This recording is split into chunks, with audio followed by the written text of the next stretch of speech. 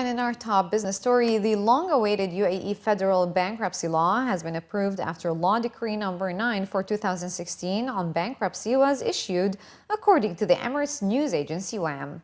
The law, which contains elements of bankruptcy protection laws from jurisdictions including France, Germany, and the Netherlands, provides for the first time a comprehensive legal framework to help distressed companies avoid bankruptcy and liquidation. Under the terms of the federal constitution, the new law will come into effect 3 months from its publication in the country's official legal gazette. A senior official at the Ministry of Finance, quoted in local reports, said that the new law had already been published in the gazette and would come into effect in late December or early January. The new law contains provisions to safeguard the rights of both creditors and debtors in insolvency situations, including measures that prioritize secured creditors' rights and enable companies to restructure without unanimous creditor approval. The law applies to companies established under the Commercial Companies Law, companies that are partly or fully owned by the federal or the local government, and companies and institutions established in free zones that are not governed by existing bankruptcy provisions. It does not apply to companies registered in the DIFC and the Abu Dhabi global market, or to private individuals. The UAE's non-oil direct trade increased by 3% in the first half of 2016, reaching 553.4 billion dirhams, according to official figures. The 17.7 billion dirhams increase was registered as Asia, Australia, and the Pacific regions retained their place as the top trading partners, with a share of 211.3 billion dirhams, which accounts for 39% of the total non-oil trade.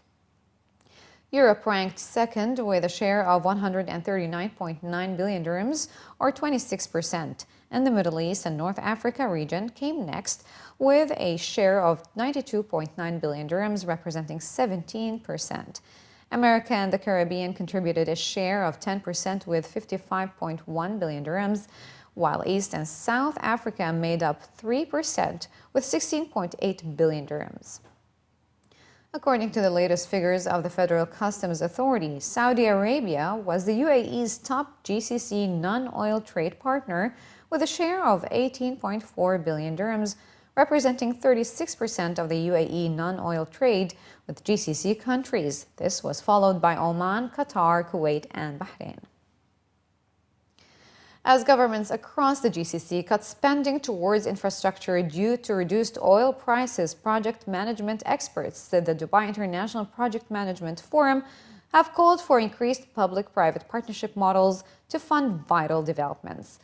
His Highness Sheikh Ahmed bin Mohammed bin Rashid Al Maktoum, President of the UAE National Olympic Committee, attended the opening ceremony of the two-day forum, which is expected to host a number of sessions related to project management techniques and economic development. During the forum, His Highness Sheikh Ahmed also presented awards to recognize the efforts of government departments towards developing innovative practices, while he also launched the new Hamdan bin Mohammed Awards for Innovation in Project Management. Held under the theme Shaping the Future, the opening ceremony also featured a talk by the CEO of SAP, who during his keynote address said that society now expects project managers to be design thinkers, while stating that the right path towards development is to strive towards doing what others cannot, and while also attempting to achieve new frontiers. Organized by the Roads and Transport Authority, the forum also aims to highlight the importance of the role of the youth and nurturing their creative ideas for the upcoming developments, particularly in the region. Project management is the key to achieve any plans or initiative within any strategy as well. We have taken this as a theme for this year, knowing all the strategies that have been announced recently in UAE and all the plans we have going toward achieving visions in 2030 and 2050. So shaping the future came in the right time, and we're lucky that the strategy of the youth has been announced recently by His Highness Sheikh Mohammed Al Maktoum, and proving that we have chosen the right theme for this forum. I would say sustainability is a key word since everyone is talking about the global warming. We're going into the green economy, so definitely sustainability is an important factor. And when you look to it from project management context, there are a lot of practices that you can apply in any related project that you make sure that you're achieving the objective of the sustainability, even within the project management execution and such projects. Opportunities and challenges related to public-private partnership funding models have gained much attention during this year's forum, as experts call for cautious planning to avoid common pitfalls related to mismanagement.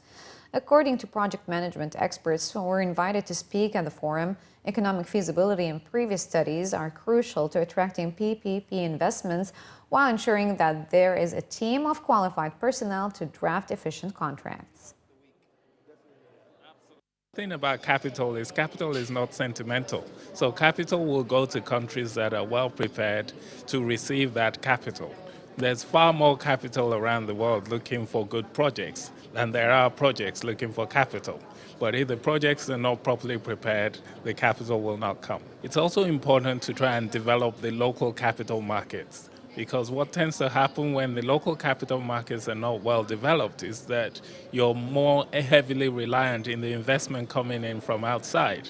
And as with any country, the locals have to be investing first before you can attract the outside investment. If you're not investing, if the locals don't have faith in the investment opportunity, it's more difficult to attract external investors. That's one thing. Second thing is regulation has to be fair and balanced. Once you set the rules, you have to make sure those rules are followed. And lastly, it's very important to pick quick wins in order to develop capacity within the country and also show some examples of what's possible.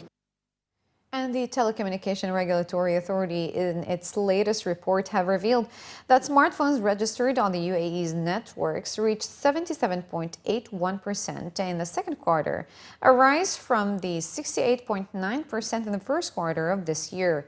Statistics show that the top 5 handsets in the UAE during the second quarter were Apple's iPhone 6, Nokia 108, Samsung Galaxy, Apple iPhone 6s, and Apple iPhone 5s. In the first quarter, iPhone 6 was the most commonly used smartphone, followed by iPhone 5s and Samsung Galaxy. The TRA said that Samsung continues to be the most popular brand, with 1/3 of all handsets registered on the UAE networks manufactured the company. The top 4 brands were Samsung, Nokia, Apple, and BlackBerry. In terms of social media, UAE smartphone and fixed internet users made 24 billion visits to social networking websites during the period.